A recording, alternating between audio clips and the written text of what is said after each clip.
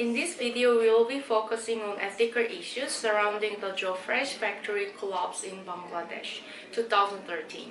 The 8-story Rana Plaza factory building located in Sabar, just outside the capital of the Dhaka.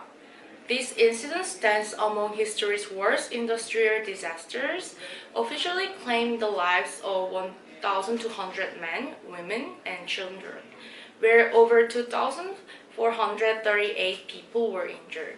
The factory building manufactured products for several global clothing brands such as JoeFresh, Walmart, and Hudson's Bay.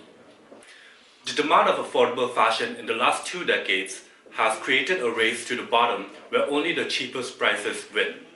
Coined fast fashion, JoeFresh and Walmart were leaders in this segment. When the recession hit, the Canadian clothing industry was decimated. From 2001 to 2010, 75,000 jobs were lost in Canada. Many established manufacturers had to close or move elsewhere, Bangladesh being at the top of the list. Bangladesh is the world's leading enabler of killer price points, causing several companies to outsource their production there. Bangladesh has some of the world's poorest population and thus the lowest garment worker wage in the world, at $38 US per month. In 2003, the Canadian government dropped import duties from Bangladesh and Canadian imports grew by 618% as a result. The price becoming the priority in Bangladesh, it became clear that worker safety and inspection regulations were ignored. Hundreds of people lost and continue to lose their lives in factory-related tragedies year after year. Factories have a history of being poorly built without permits, and working conditions were extremely dangerous. Large companies like Loblaws and Walmart outsource their manufacturing needs to third parties. These middlemen, in turn, place orders in Bangladeshi factories.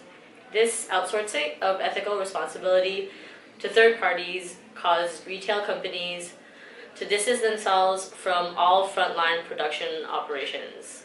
The retail companies often claim ignorance, blinded by the end profit margins. 1 week after the collapse, Loblaws chairman Joseph Mimran and Galen Weston announced that the company would maintain the same production levels in Bangladesh. Mimran said that the properly inspected manufacturing plays an important role in development of the economy and that Loblaws would be committed to increasing factory audits by sending their own personnel underground to inspect factory buildings. As part of its compensation package following the collapse, Loblaws paid 3 months' wages to survivors who were making JoeFresh clothes, which worked out to roughly $150 per worker.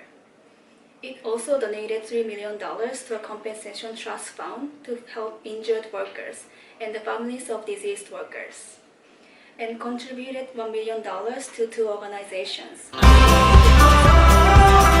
Children of Bangladesh and the Center for Rehabilitation of the Paralyzed.